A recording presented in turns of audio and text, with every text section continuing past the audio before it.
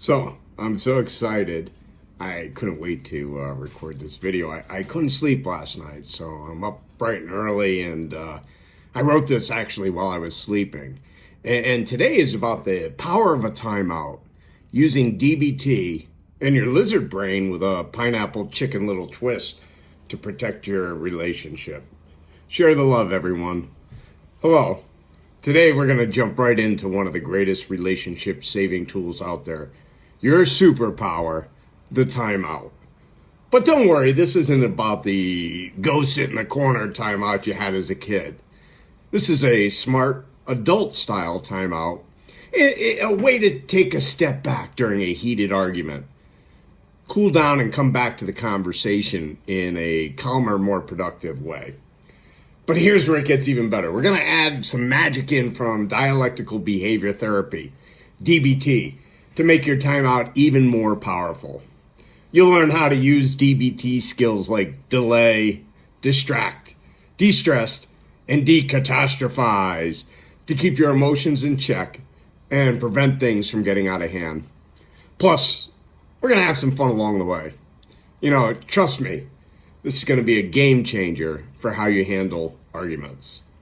And just for fun, we're going to meet a little character called your lizard brain, but more on that in a minute.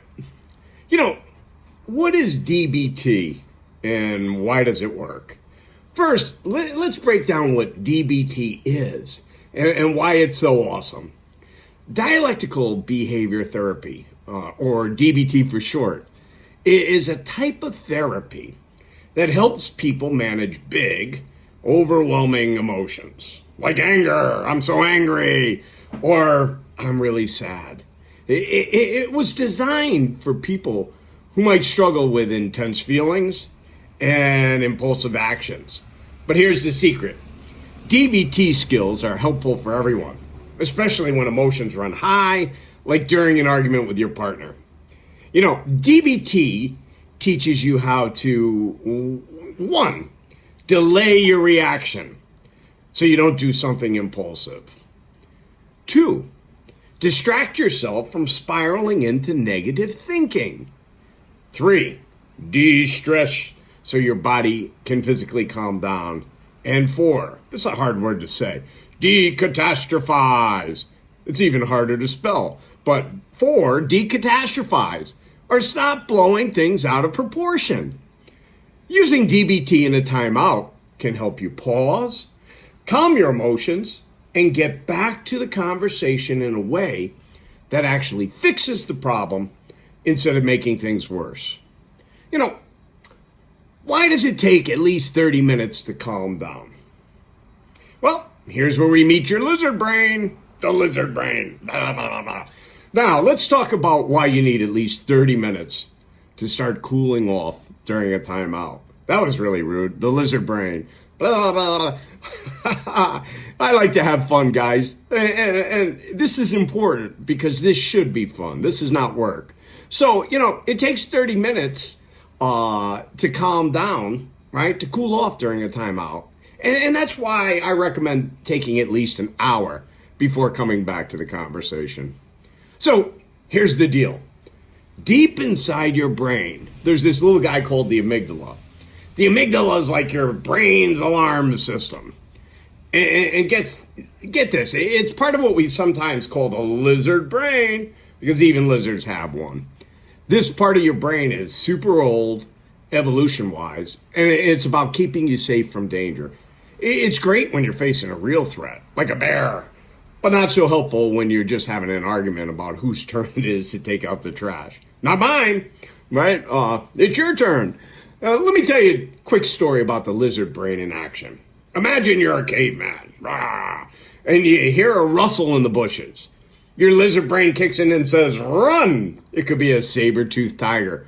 Your heart races, your muscles tense up, and your body prepares to fight or flee. But guess what? In today's world, that same lizard brain doesn't know the difference between a saber-toothed tiger and an argument with your partner. It freaks out either way. So what does the amygdala do? It triggers your fight or flight response, releasing stress hormones like adrenaline or cortisol. Your heart starts pounding, your breathing gets shallow, your muscles tense up, all because your lizard brain thinks you're in danger. But here's the thing. It takes about 30 minutes for those stress hormones to leave your systems. And that's why you just can't calm down right away. It's a biological process that takes time. And that's why a timeout needs to last at least 1 hour. The first 30 minutes are for your body to stop freaking out, and the rest is for you to cool off, collect your thoughts, and come back to the conversation with a clear head. So, recognizing the signs of anger. So how do I know when it's time to call a timeout? Easy. You listen to the signals of your body and mind and what they're sending. Anger just doesn't hit like a lightning bolt. It builds, and your body is giving clues the whole time. Here's what to look for. Number 1, physical signs. Your heart is pounding like you've just sprinted a mile. Your fists are clenched. This is a good one I always do. Your jaw's tight. You feel hot or sweaty. Your shoulders and your neck are super tense. I'm going in for a big fight. Or you might even feel shaky. It's like too much caffeine early in the morning. Followed by Diet Pepsi. That might get shaky. Number 2, emotional signs. You feel like you're about to snap or explode. 2, also you feel defensive and blaming your partner for everything. The urge to yell, insult, or criticize is bubbling up inside of you. 3, mental signs. Your thoughts are on repeat. They never listen, they never listen, they never listen. This always happens, this always happens. They never listen. Oh my God, I cannot believe I'm doing this again. Here you're in black and white thinking. You always do this. This will never get better. It's extreme thinking, right? There's no gray area. Hey, how many sides to a coin? Everyone always says 2. Actually, there's 3, right? The cylinder side. That's the gray area. And when you embrace the gray area, you're not so hyper-focused on winning the argument, no matter what. When you notice these signs, it's time to hit pause before things spiral out of control.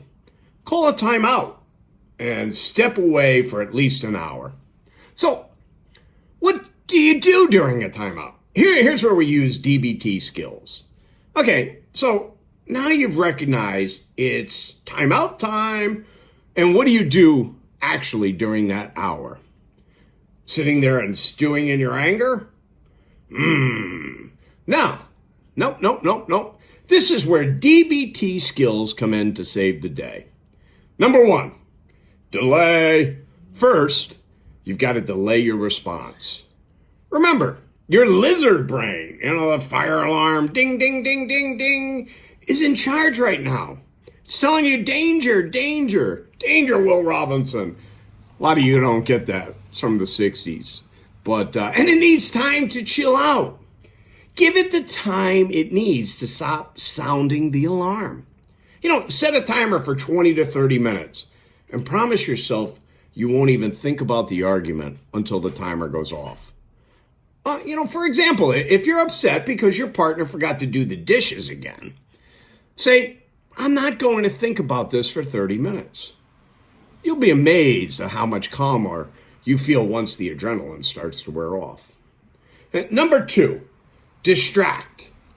While you're delaying, it's important to distract yourself. If you sit there replaying the argument over and over in your head, you'll just get more worked up. So do something to take your mind off it. Maybe do something fun. Watch a funny video. Play a game on your phone. Go for a walk. Whatever helps you focus on something else. For example, if you're angry because you and your partner just fought about money, distract yourself by watching a hilarious TikTok or scrolling through the memes.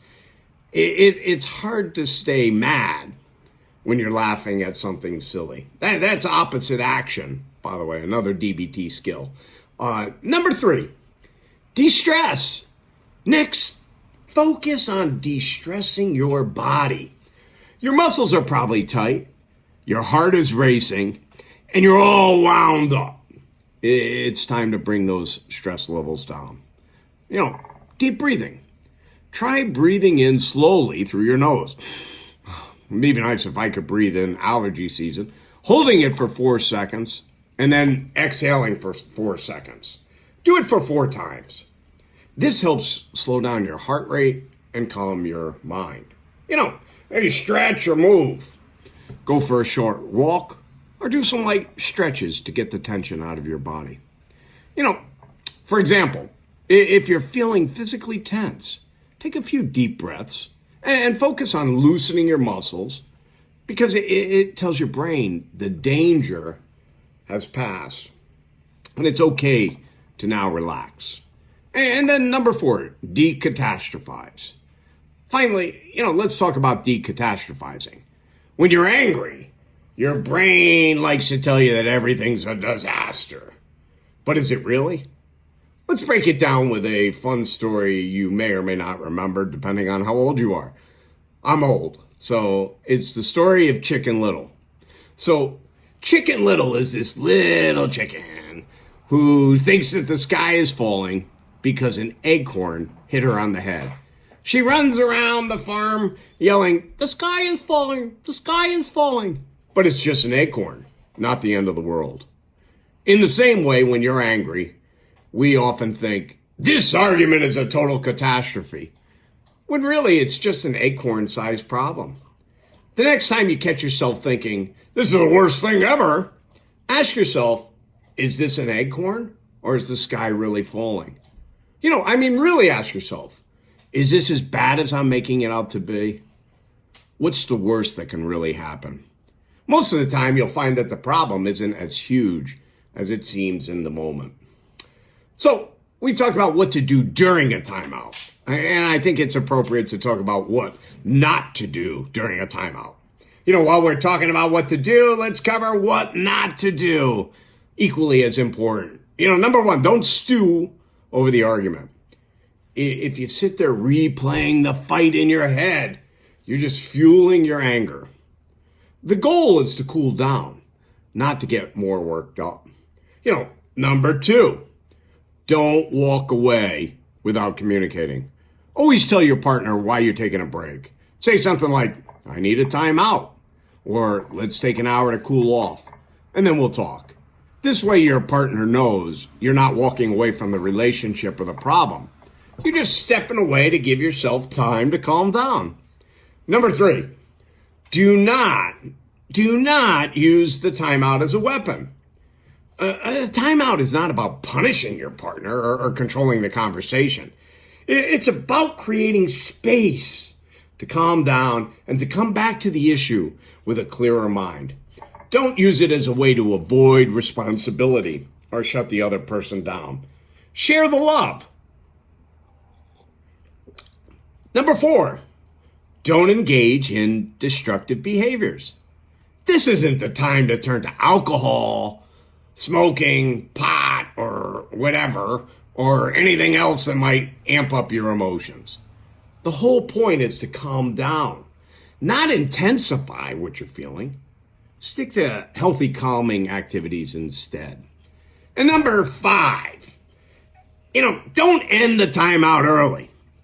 As tempting as it might be to jump back in once you feel a little calmer, give yourself the full hour. That extra time allows your brain to fully reset and prevents you from diving back into the argument while you're still emotionally charged. So, why are timeouts so effective? Timeouts work because they interrupt the emotional escalation. When you're angry, your lizard brain. Remember the amygdala, the fire alarm system in your brain? Ding, ding, ding, ding, ding. The amygdala is in charge, and that's not a good place to make decisions from. By stepping away, you give your brain time to calm down so you can return to the conversation with a clearer, more rational perspective. Plus, using a timeout shows that you care about your relationship and your partner. It's a signal that you're committed to handling conflict in a healthy way rather than letting your emotions take over and cause damage. It helps build trust between you and your partner because it shows that you're willing to hit pause and come back in a way that's constructive. All right. So even before you think about using a timeout, you need to have a conversation with your partner when things are calm, way in advance of any argument. You don't want to be in the middle of a heated moment and suddenly say, time out, without any warning. That will just confuse your partner and you'll probably end up with more frustration. So pick a relaxed time to sit down and talk about the concept of a timeout and why it's a tool to help both of you manage your emotions during conflicts. Here's how to explain it. What a timeout is. Tell your partner that a timeout is like hitting the pause button during an argument. It's not about avoiding the conversation, but about stepping away to cool down and get your thoughts together. Let them know that a timeout helps prevent things from escalating to a point where you may say or do something hurtful. Number 2, what a timeout is not. Make it clear that a timeout is not a way to shut them down or ignore the problem. You're not walking out on the conversation. You're just stepping away to prevent things from blowing up. You're not abandoning the issue. You're coming back to it, just with a cooler head. Number 3, what you will do during a timeout. Explain to your partner that during the timeout, you'll be using techniques to calm down. Maybe taking a walk, doing some deep breathing, or distracting yourself with light activity to help lower your emotional intensity. Let them know that you'll be back after an hour to talk things through once you both had a time to cool off. That's the thing about a timeout, right? You got to come back and finish the game, right? And do it in an effective manner. Number 4, how long the timeout will be. Let your partner know that a timeout will last at least an hour. Explain that you both need at least 30 minutes to let those stress hormones calm down and that the extra time gives you space to really collect your thoughts and emotions. You're not leaving them hanging. You're just giving both of you time to reset. Now, let's add a fun twist. Use a code word for the timeout. You know how comedian Kevin Hart uses the word pineapple to signal when it's time to stop something before it gets, out of hand? Well, you can do the same in your relationship.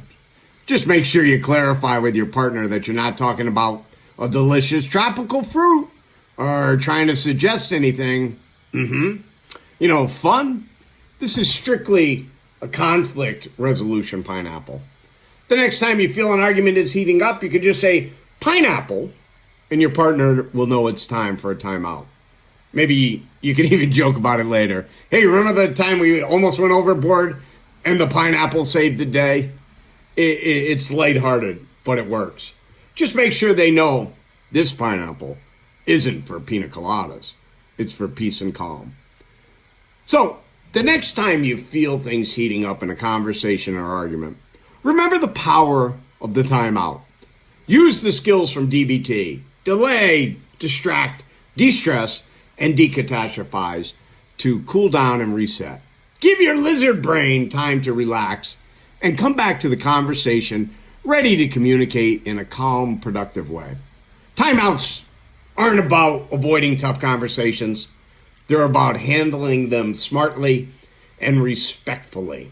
So next time you feel like Chicken Little and the sky is falling, take a step back, remind yourself that this is just an acorn, and trust that you'll come back ready to find solutions.